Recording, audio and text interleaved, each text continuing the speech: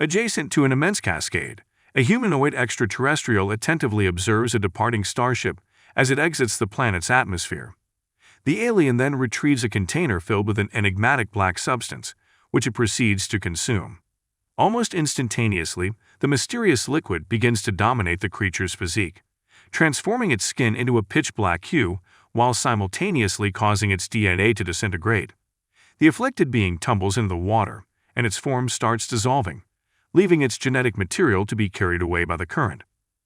In the year 2089, a group of archaeologists, spearheaded by Dr. Elizabeth and Charlie, discover a collection of ancient paintings within a cave in Scotland. These artworks, estimated to be at least 35,000 years old, resemble other paintings that the team had found across the globe, originating from cultures that would not have had the means to share such information with one another. 2 years later, the starship Prometheus sets off from Earth, with its entire crew in cryosleep. The responsibility of maintaining the vessel falls upon David, a highly advanced android. David spends his free time attempting to learn more about the human experience, engaging in activities such as playing sports, watching movies, dyeing his hair, and studying ancient languages. Additionally, he finds intrigue in observing the dreams of the slumbering crew members. For instance, Elizabeth dreams about her childhood, when she witnessed an African tribe conducting a burial ritual for one of their own. Her father had to clarify the varying beliefs surrounding death across different cultures. After 2 years of space travel, the ship arrives at its destination, prompting David to awaken the entire crew, comprised of both mercenaries and scientists.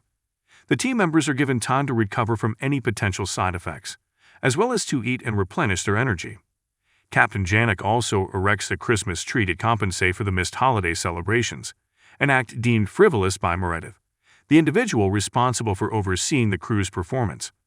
The mission briefing commences, and Meredith plays a holographic message from Peter, the CEO of Wayland Corporation, the entity funding the expedition. In the recording, Peter reveals that he would already be deceased by the time the crew views the message, and regards David as the closest semblance to a son he would never have. Peter's lifelong desire to uncover the origins of humanity and the mysteries of death led him to support this expedition when Elizabeth and Charlie presented him with their theory.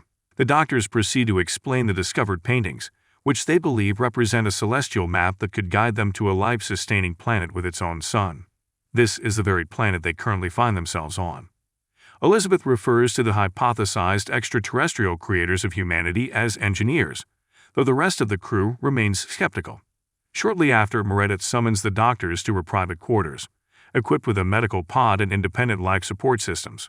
She expresses her doubts about the significance of the cave drawings and asserts her responsibility to ensure that the expedition's funding is not squandered. She strictly forbids the doctors from making contact with any discovered life forms, which leads them to question the purpose of their presence on the mission. David, who has spent the past 2 years deciphering numerous ancient languages, is confident in his ability to communicate with the engineers. However, upon sending a message to the planet, he receives no response. The crew resolves to land on the planet, and upon entering its atmosphere, they detect neither radio signals nor heat sources, which would indicate an absence of civilization. Nevertheless, Charlie notices unnatural straight lines on the surface below, prompting the ship to land at that location. As the crew prepares to embark on their expedition, David dons a protective suit, despite not requiring one, as he was designed to blend in with humans. The team employs a series of vehicles to approach a dome-like structure, which geologist Fifield is unable to determine whether it is natural or artificial.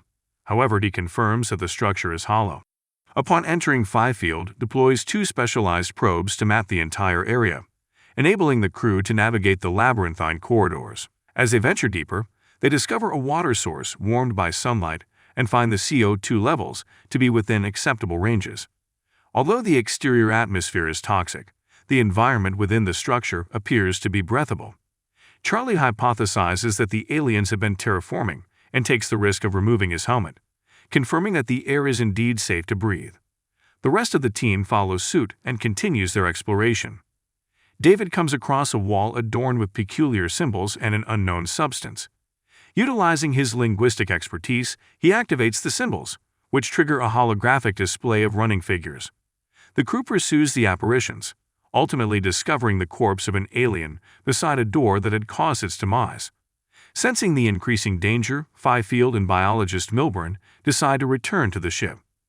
While the doctors examine the alien remains, David successfully opens the door, revealing the preserved alien head on the other side. The team discovers additional bodies, suggesting that the species is extinct.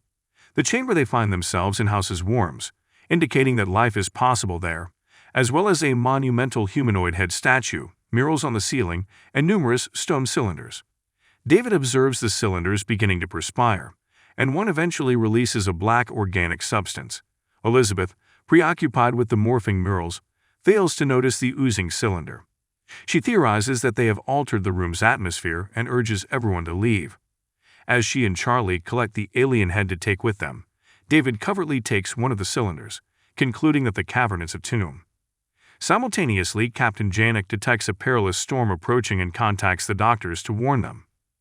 Meredith grants them 15 minutes to return before she seals the ship's ramp.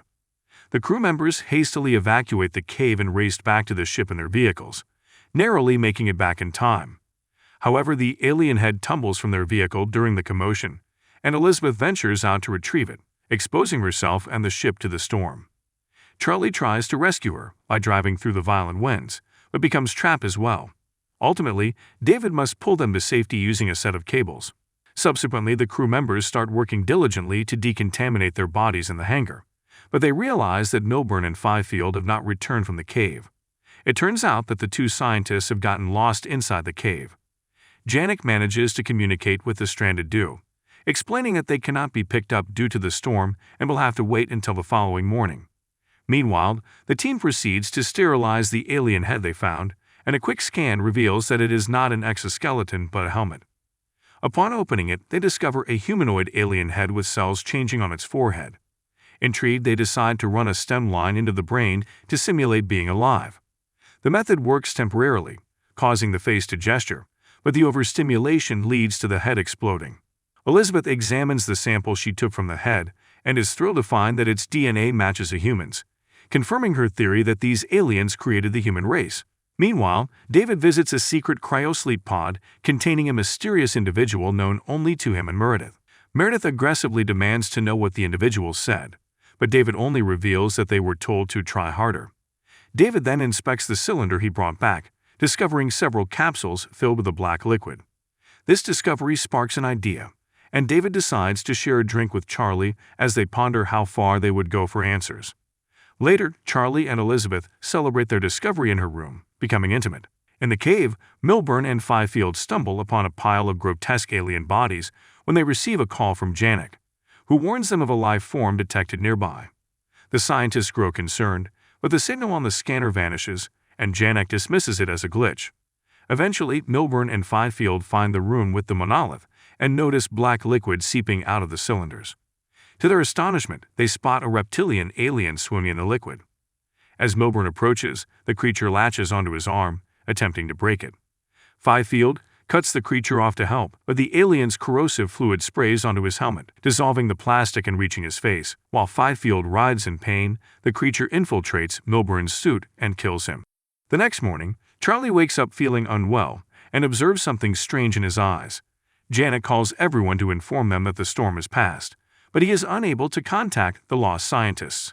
The crew sets out to search for them, but David deliberately stays behind, taking his own path and sending a recording of his findings to Meredith.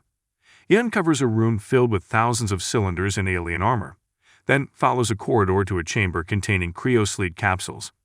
David disconnects his communication with Meredith before activating a machine that projects holograms of the engineers studying a star map that includes Earth. After the holograms vanish, David notices one of the cryosleep capsules glowing, indicating that a live engineer is still inside. Meanwhile, Charlie's condition worsens during the search, but he persists despite Elizabeth's concern. When they discover Milburn's body, they inadvertently cause a small reptilian alien to leap out and escape. Fifield, however, is nowhere to be found. Charlie's illness intensifies, prompting Elizabeth to request a return to the ship for quarantine. Upon their arrival, Charlie's skin starts turning black, and Meredith confronts them in the hangar with a flamethrower, refusing to allow Charlie on board. As Janik and Elizabeth argue with her, Charlie resigns to his fate and approaches Meredith, who incinerates him while Elizabeth watches in horror. Soon after, the crew is placed under quarantine, and David conducts tests on Elizabeth to ensure she wasn't infected by Charlie. To their surprise, the scan reveals that she is 3 months pregnant, an impossibility since she was in cryosleep at that time. The fetus exhibits an eerie, abnormal shape, prompting Elizabeth to demand its removal. However, David explains that they lack the necessary resources and personnel to perform such a procedure. Elizabeth's abdomen suddenly begins to ache intensely, and David administers medication to put her to sleep. A short while later, a few crew members awaken Elizabeth with the intention of placing her in a cryosleep capsule until they can decide what to do with her fetus. Refusing to carry the entity, Elizabeth fights them off and flees to Meredith's medical pod. She requests a cesarean, but the pod is only programmed for male patients and cannot perform the surgery. Instead, Elizabeth asks for the removal of a foreign body. The machine complies but provides insufficient anesthesia, leaving her in excruciating pain as a claw extracts the strange fetus. A grotesque alien emerges from the fetus and begins thrashing its tentacles in an attempt to escape. Elizabeth endures the assault while the machine closes her wound. Once the stitches are complete, she exits the pod and traps the alien inside, leaving it to be sedated by the anesthetics. Meanwhile, Janek notices a peculiar figure standing outside the ship, prompting a crew member to investigate. The figure is revealed to be a mutated Fifield, who starts attacking everyone in the hangar. A violent struggle ensues, and since bullets prove ineffective, the crew resorts to using a flamethrower to kill Fifield. Elizabeth roams the ship until she arrives at the infirmary, where she is astonished to find Peter still alive. He was the individual in the extra cryosleep chamber that David had been communicating with, and the medical pod was meant for him. Peter expresses his desire to confront his maker directly and seek answers, so David agrees to take him to the engineer discovered in the cave. Despite Elizabeth's attempts to warn Peter that the planet is dangerous and not what they had anticipated, her concerns are dismissed. Undeterred, Elizabeth battles through her pain and dons her suit to re-enter the cave. Janek encounters Elizabeth and asserts that the cave cannot be the engineer's home planet. Rather, it is likely a military installation where the black liquid, a weapon of mass destruction, was created before leaking and exterminating the engineers. While Janek wishes to return to Earth, Elizabeth persuades him to wait until she establishes contact with the remaining living engineer. As Peter prepares to leave, Meredith tries to dissuade him from meeting his demise in some hole and reveals that he is her father. Nevertheless, Peter disregards her warning. Upon arriving at the cave, David instructs everyone to remove their helmets, as he is aware that the disease is not airborne. This implies that he was the one who spiked Charlie's drink with the black liquid. The crew enters the new room containing thousands of cylinders, which David refers to as a cargo hold. This perspective shift leads Janek and Meredith to realize that the structure is not a cave, but a starship. David activates the machine and explains that the engineers were en route to Earth when they lost control of the black liquid, which ultimately killed them. The last engineer is awakened, and Elizabeth attempts to ask questions. However, Peter silences her with a blow from one of his mercenaries before launching into his own philosophical inquiries. David translates into Proto-Indo-European, but the engineer responds violently, using David's head to kill Peter before attacking the other mercenaries. On the ship, Meredith witnesses Peter's death through David's eyes and orders Janek to prepare for departure. As the engineer activates its ship to travel to Earth, Elizabeth flees and contacts Janek, urging him to stop the engineer or risk the black liquid reaching Earth and annihilating humanity. Although Prometheus is not a battleship, Janek defies Meredith's suggestion to leave and commands his pilots to heat the ion propulsion, which will transform the ship into a projectile. Meredith flees the ship, and while Janek grants his pilots permission to do the same, they choose to remain with their captain out of loyalty. The two ships collide in midair, successfully preventing the engineer from departing. As the ships plummet to the ground, Elizabeth and Meredith scramble to evade the wreckage. Meredith is unable to escape in time and is killed, while Elizabeth survives by finding cover beside a rock.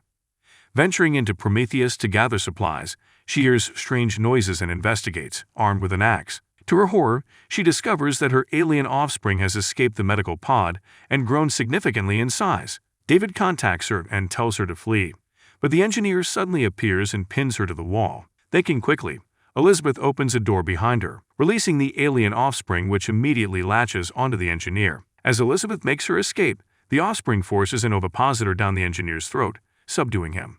Outside the ship, Elizabeth is contacted by David, who informs her that there are more engineer ships hidden underground and he can pilot them.